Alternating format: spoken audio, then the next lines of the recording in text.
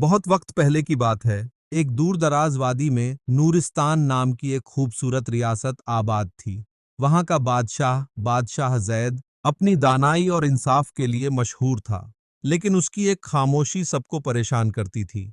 वो कभी खुश नजर नहीं आता था। महल सोना चांदी से भरा था, मगर बादशाह का दिल वीरान था। एक दिन बादशाह ने ऐलान किया कि वो अपनी रियाया के दरमियान छुपकर घूमेगा, ताकि उनकी जिंदगियों को करीब से देख सके। उसी सफर के दौरान वो एक गांव पहुंचा, जहां सब कुछ सादा मगर दिल को भा जाने वाला था। वहां उसकी नजर एक लड़की पर पड़ी जो कुएं से पानी भर रही थी। उसका नाम नूरीन था, एक गरीब किसान की बेटी, लेकिन उसकी आंखों में पूरी कायनात की रोशनी थी। नूरीन न सिर्फ खूबसूरत थी, बल्कि उसकी बातों में सच्चाई, दिल में खुलूस और तबीयत में आज़ादी थी। बादशाह ने पहली बार अपने आप को किसी के सामने छोटा महसूस किया। उसने अपनी असलियत जाहिर किए बगैर नूरीन से दोस्ती की और कई दिन उसी गांव में गुजार दिए। धीरे धीरे वो दोस्ती मोहब्बत में बदल गई। एक दिन जब नूरीन ने पूछा, आप असल में कौन हैं? बादशाह ने सच बयान कर दिया। नूरीन हैरान रह गई। वो खामोश हुई, फिर बोली, आप बादशाह हैं, मैं सिर्फ एक किसान की बेटी, ये मुमकिन नहीं। मगर बादशाह ने कहा, मोहब्बत रुतबा या हैसियत की मोहताज नहीं, मेरा दिल तुम्हें चुन चुका है।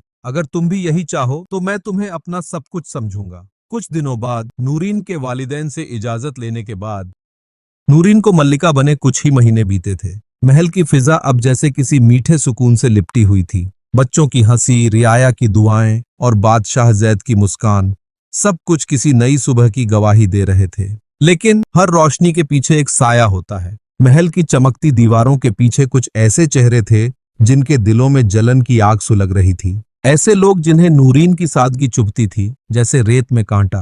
उनमें सबसे आगे था वजीर आजम फहीमुद्दीन, वो आदमी जो हमेशा शाही खून की ऊंचाई का राग अलापता आया था। उसे ये हजम नहीं हो रहा था कि एक किसान की बेटी जो कभी कुएं से पानी भरती थी, अब शाही ताज पहनकर बैठी है। उसे वो अतीत याद था जब नूरीन मिट्टी में खेलती थी, और आज वही लड़की पूरे महल की रानी है। एक रात महल के पिछवाड़े एक गुप्त बैठक हुई। फहीमुद्दीन के साथ था शहजादा आदिल, जैद का चचेरा भाई और गुप्त राजगद्दी का दावेदार। फहीमुद्दीन ने गुस्से से कहा, जब से नूरीन आई है हमारी अहमियत खत्म होती जा रही है। अगर अभी नहीं रोका तो कल रियाया हमें भुला देगी। आदिल ने सर झुकाया और फुसफुसाया, वक्त आ गया है ताज को वापस वहीं लाने का जहां उसका असली हक है। साजिश रची गई। नूरीन पर इल्जाम लगाने की योजना बनी कि वो जादू टोना करती है, कि वो लोगों को भड़काती है और शाही खजाने में हेरा फेरी कर रही है। अगली रात महल के अलग अलग कमरों में झूठे खत रखवाए गए। सुबह होते ही महल में तूफान सा आ गया।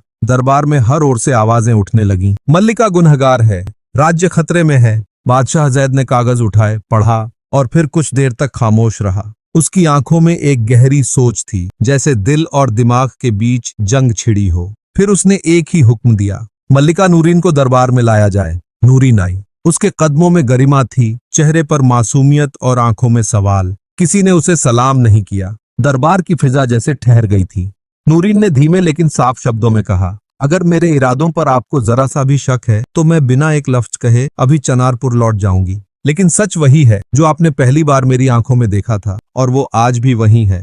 दरबार खामोश हो गया। जैद ने अपनी आंखें बंद की और फिर खोलते हुए बोला, नहीं, सच किसी कागज में नहीं लिखा होता। सच वो होता है जो आंखों से झलकता है। और तुम झूठ नहीं बोल सकती नूरीन। उसने तुरंत एक गुप्त जांच दल भेजा। कुछ ही दिनों में सब सामने आ गया। खत नकली थे और साजिश के पीछे थे फहीमुद्दीन और शहजादा आदिल। दरबार में सबके सामने जैद की आवाज गूंजी, तुमने नूरीन पर नहीं, मेरे भरोसे पर वार किया है। शाही कानून में इस गुनाह की सजा सिर्फ एक है, जलावतन। फहीमुद्दीन और आदिल को दरबार से बेइज्जती के साथ निकाला गया। न नाम बचा न इज्जत। नूरीन बेगुनाह साबित हुई, और इस बार रियाया ने उसे सिर्फ मलिका नहीं बल्कि अपनी रक्षक मान लिया। अब नूरीन सिर्फ ताज की हकदार नहीं थी, बल्कि वो रियासत की मुहाफिज भी बन गई।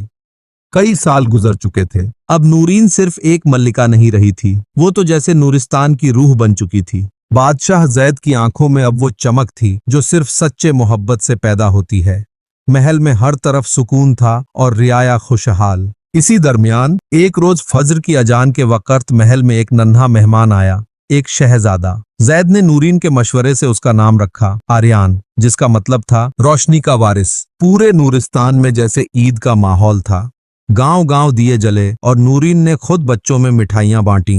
बादशाह जैद ने ऐलान किया, आर्यन सिर्फ तख्त का वारिस नहीं होगा, बल्कि मोहब्बत, अमन और आजिजी की रवायत का अलमबरदार बनेगा। आर्यन बचपन से ही कुछ खास था। वो तख्त पर बैठना सीखने से पहले खेतों में किसानों के साथ हल चलाना चाहता था। नूरीन ने उसे वही सादगी सिखाई जो कभी उसके माँ बाप ने उसे सिखाई थी। जैद ने उसे जंग का फन, सियासत के उसूल और इंसाफ की ताकत सिखाई, मगर साथ ये भी कहा, हुकूमत लोहे से नहीं, दिल से की जाती है। मगर हर उगते सूरज के साथ अफ्क पर एक साया भी गहराने लगा। एक दिन शुमाली सरहद से खबर आई कि नूरिस्तान की पुरानी दुश्मन रियासत जिलिस्तान का नया बादशाह शाह आफताब अब बेहद ताकतवर हो चुका है। उसने कसम खाई थी कि वो नूरिस्तान पर हमला करेगा और उसे अपनी सल्तनत में शामिल करेगा। शाह आफताब का एक खुफिया पैगाम नूरिस्तान पहुंचा। तुमने एक गांव की लड़की को मल्लिका बनाया, अब देखो तुम्हारी सल्तनत कैसे मिट्टी में मिलती है। महल में हड़कंप मच गया। जैद के मुशीरों ने फौरन जंग की तैयारी का मशवरा दिया,